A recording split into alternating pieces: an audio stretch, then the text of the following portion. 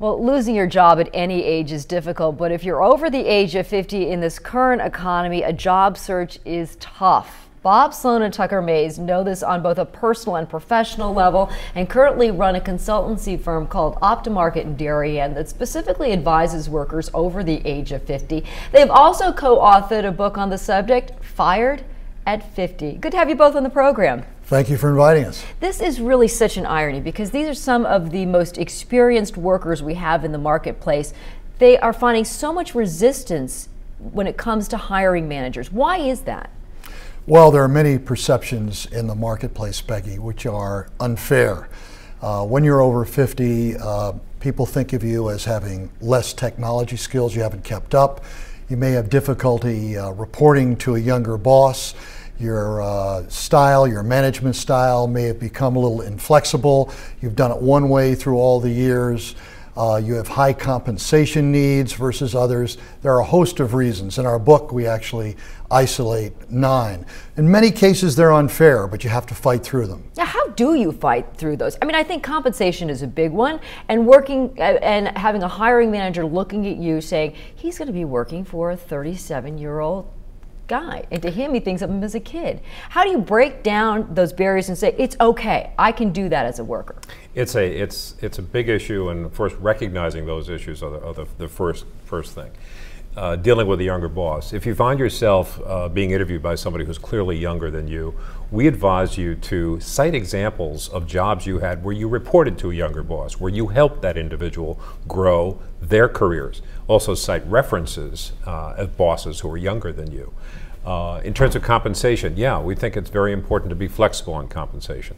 We think that there's an expectation if you're over 50 that you're going to have very high comp needs.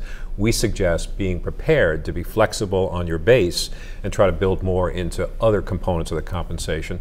We often say it may be wise at this stage to take a step back so that once you're in a job you can then move forward and move up. How do you present to an interviewer or to a potential hiring agent that you're not inflexible, that you are willing to adapt to the current marketplace?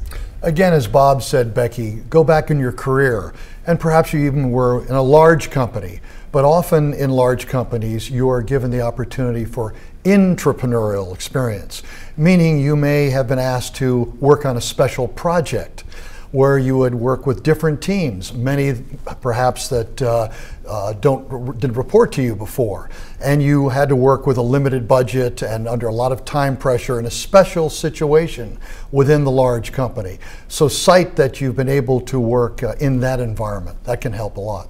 How do you get beyond the perception that you're just not technically savvy over the age of 50? Well, you have to be able to be sure that for your own functional area or your industry, you are really up to date. And you have to check and be aware by talking to colleagues who are in similar positions that you're using the latest available technology tools. If you don't have them, you go get them. And there are all kinds of programs, even at libraries. There are online tutorials. And there was really the opportunity just to be in touch with people at your level from your own field to make sure that you're up to speed per their advice. How important is that across the board, not just with technology, but what's going on in pop culture? What is making headlines? What is, what's the talk at the water cooler or at the bar or whatever? I mean, really not dating yourself and making yourself, even if you're somewhat resistant to some social media, for example, but accepting it for what it is, and you have to embrace it if you're going to be accepted by younger workers. Well, yes, I think that's very important, and being fit and being enthusiastic and coming across with a great deal of energy, as well as being conversant with what is going on today, is critically important. So you don't come across as someone who's not in tune. That's very important as well. You also say if you came from a big company, you may not want to think about targeting a big company anymore. Small companies are ones that embrace the worker over the age of 50. Why? The problem with big companies is that they have too much succession planning.